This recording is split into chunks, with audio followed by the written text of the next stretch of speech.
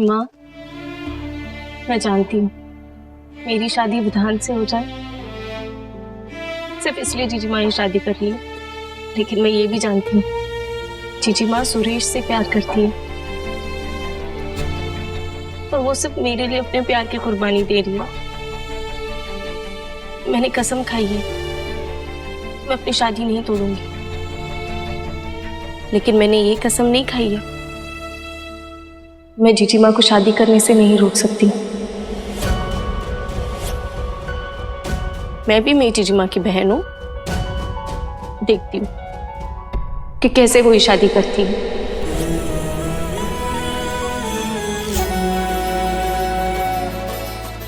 माँ, मुझे आशीर्वाद दो कि मैं अपने मकसद में कामयाब हो जाऊं।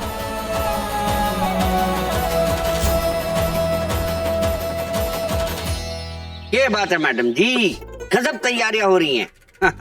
वो तो होंगी ही ना, अब शादी की रस्में जो शुरू हो जाएंगी।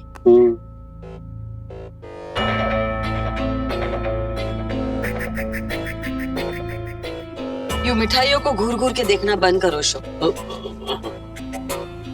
लो खा लो।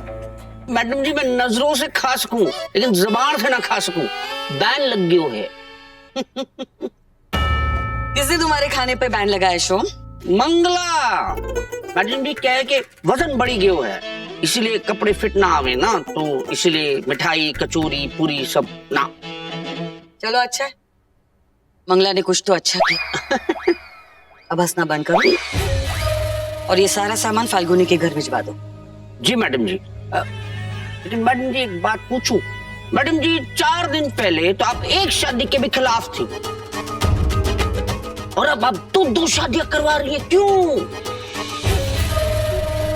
क्योंकि 4 दिन पहले एक शादी मेरी मर्जी के खिलाफ हो रही थी शो, और अब मैं दोनों शादियां करवा रही हूँ।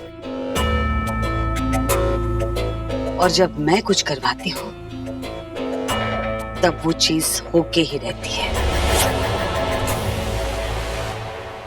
नहीं होगी, नहीं होगी, नहीं होगी। सुना तुमने मिस्टर सुरेश रावत, मैं ये शादी नहीं होने दूंगी। डिम्पी, सब तय हो चुका और अब कुछ नहीं हो सकता। अरे तुम फाल्गुनी से प्यार करते हो और तुम कह रहे हो कि तुम उस लड़की से शादी कर लोगे जिसे तुमने कभी देखा ही नहीं है, और तुम्हें शादी की इतनी जल्दी क्यों पड़ी है? हाँ? प्लीज यार, इन सब बातों का कोई फायदा नहीं है। फाल्गुनी मेरी जिंदगी से जा चुकी है और कल मेरी मेहंदी का फंक्शन है, समझी? क्या? कल ही? और तुझे आना है। नहीं, मैं नहीं आने वाली तेरी मेहंदी के फंक्शन में। यार प्लीज डिम्पी। सुयश, फाल्गुनी को इतनी आसानी से कैसे भूल सकता है? मैं फाल्गुनी को भूला नहीं हूँ और ना ही कभी भुला सकता हूँ। जो उसने मेरे साथ किया है ना, वो मुझे अच्छे से याद है। फाल्गुनी का होना ना होना मेरे लिए एक बराबर है और ये बात तुम अच्छे से जान दो। मैं नहीं मानूंगी और मेरी 7th सेंस कभी गलत नहीं हो सकती। सुयश, फाल्गुनी तुझसे बहुत प्यार करती है। तो ठीक है, अपनी 7th सेंस से पूछना कि फाल्गुनी ने मेरे साथ ऐसा क्यों किया। हो सकता है कोई वजह रही होगी, तू इतनी जल्दी हार नहीं मान सकता। और मैं तो कहती हूँ कि कम से कम तू शादी से पहले एक बार उससे बात कर ले। सुयश,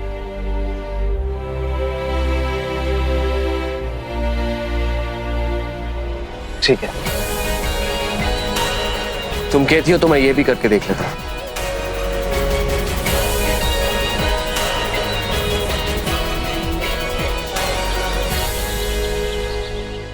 अभी भी टाइम है जीजी माँ, ना कर दीजिए शादी के लिए।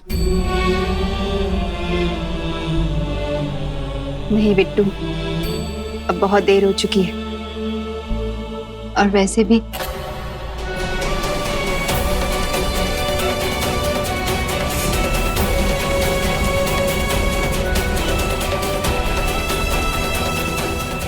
सुरेश,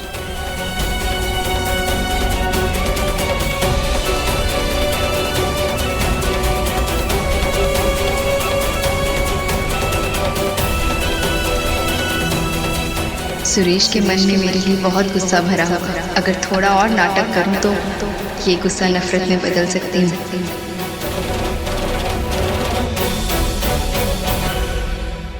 बिट्टू, जा जीनू चाची को बुला के लेके आ।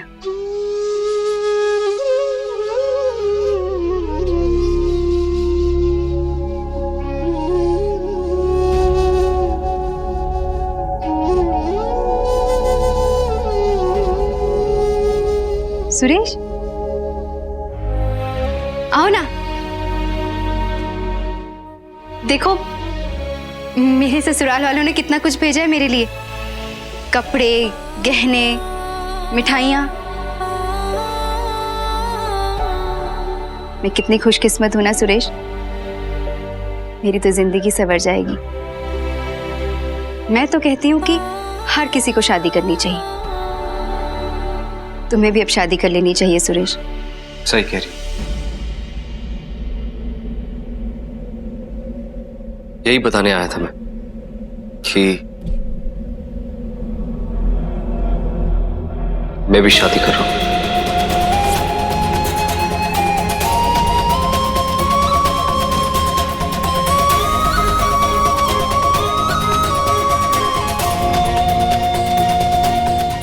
क्या? हाँ, वो मैं अपनी माँ की पसंद की लड़की से शादी कर रहा हूं।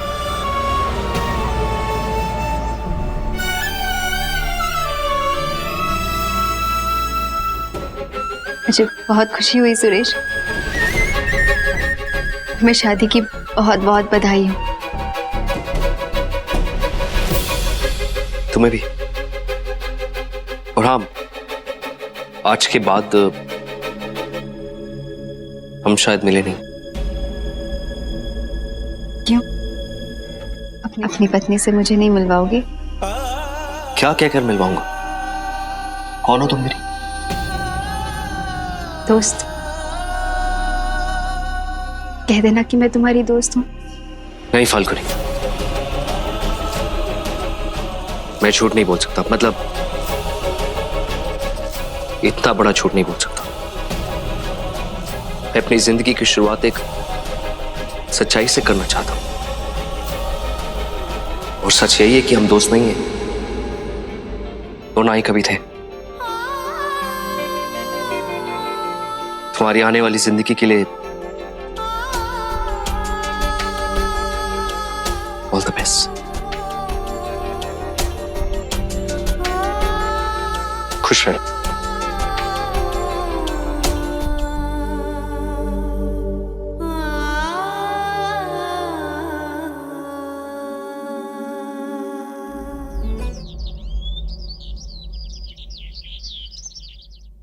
उत्तरा, मुझे एक बात बहुत अजीब लग रही है। हम सुरेश और फाल्गुनी की शादी कर रहे हैं, लेकिन दोनों एक दूसरे को आज तक मिले भी नहीं, देखा तक नहीं एक दूसरे को। उसमें अजीब क्या है? अच्छा मुझे एक बात बताइए, रावत खानदान में मेहंदी की क्या रस्म है? यही कि दूल्हा अपने होने वाली दुल्हन को अपने हाथों से मेहंदी लगाता है। बस तो फिर हो गया। क्या हो गया? मेहंदी के वक्त दोनों एक दूसरे को देख लेंगे। उत्तरा, कैसी बातें कर रही हो? ज्योतिष आचार्य जी ने साफ साफ शब्दों में कहा है कि दूल्हा और दुल्हन सिंदूर लगने तक एक दूसरे का चेहरा नहीं देख सकते। तो फिर ये कैसे होगा?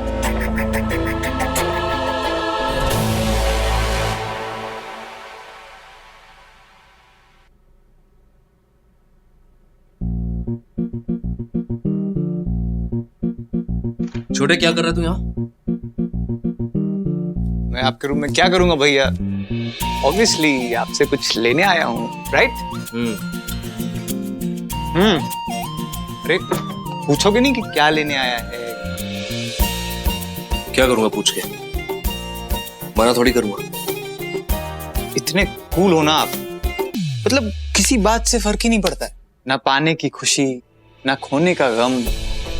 ये खोने की बात कहां से आ गई? तू मेरा भाई है ना, तो जो चीज अपनों के पास जाती है वो अपनों के पास ही रहती है ना। बहुत डीप बात बोल दी आपने। बोल, अब क्या चाहिए? ऑलरेडी ले लिए हैं। पता था, मना नहीं करोगे। रख दो अंदर।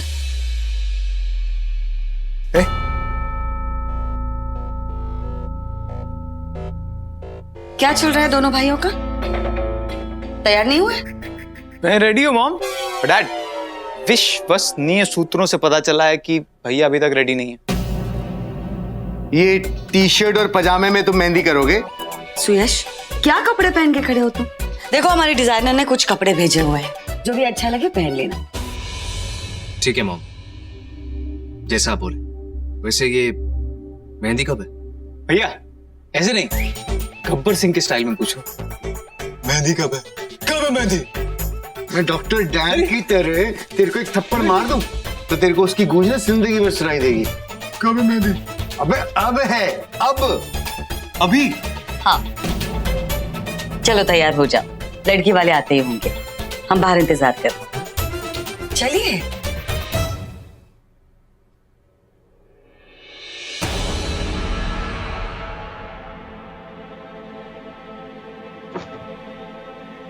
बिट्टू क्या कर रही है तू? हमें निकलना है मेहंदी के लिए। कुछ नहीं जीजी माँ।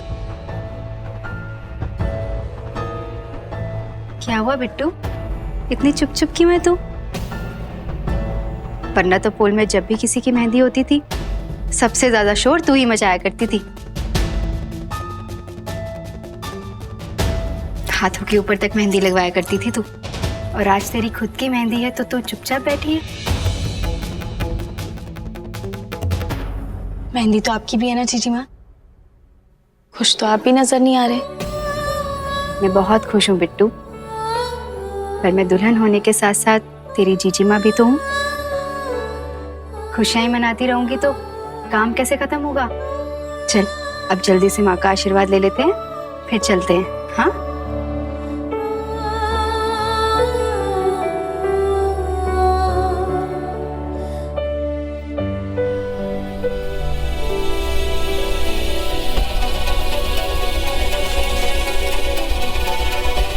ये चिट्ठी पढ़ने के बाद विधान की बड़ी भैया जीजी माँ से शादी करने के लिए मना कर देंगे।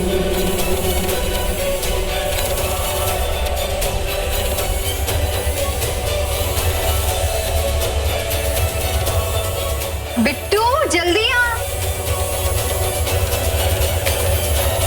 हाँ जीजी माँ आई।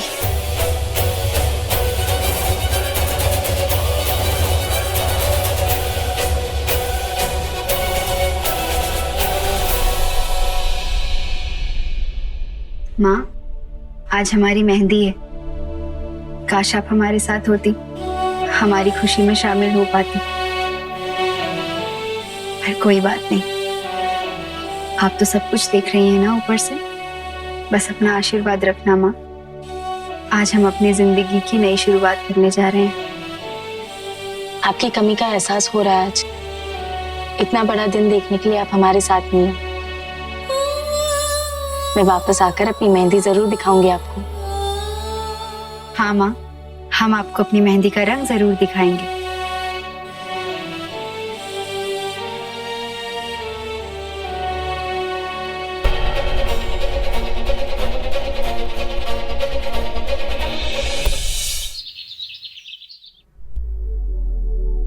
या एक बात पूछूं? वैसे तो आप कम ही बोलते हो, लेकिन आजकल ऐसा लगता है जैसे हमारे डायलॉग्स नहीं, सिर्फ मेरा मोनोलॉग चल रहा होता है। फिर से अरे हर बात पे सॉरी छोटे, मैं कुछ सोच रहा था। भैया आजकल आप खोए खोए से लगते हो। सब ठीक है ना? आप खुश हो ना? खुश हूं पगले।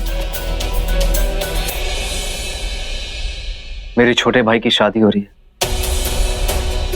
आपका ध्यान कहाँ है? आपकी भी शादी है। माना कि सब कुछ बहुत अचानक से हो गया, लेकिन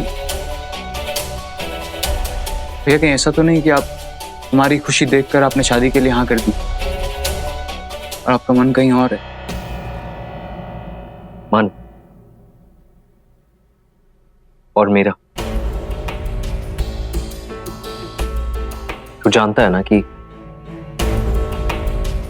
माँ ने मेरे लिए लड़की पसंद की है तो अच्छी होगी। नहीं, क्योंकि कुछ दिनों पहले मुझे ऐसा लग रहा था जैसे आप किसी लड़की को पसंद करते हो।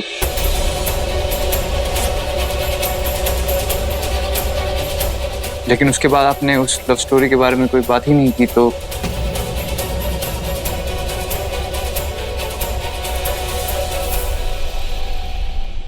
Love story.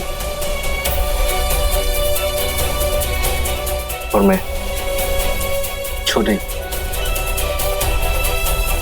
अगर माँ ने मेरे लिए लड़की पसंद नहीं की होती तो मैं जिंदगी भर गंवारा रहता।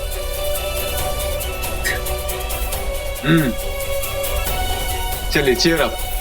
हाँ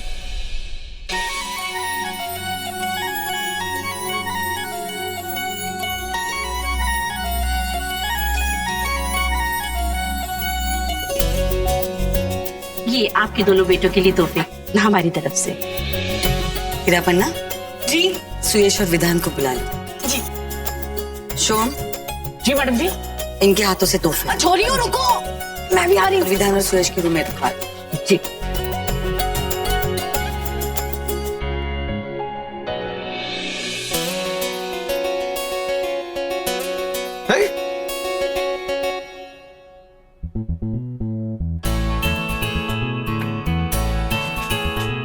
हैंडसम लग रहे हो भैया।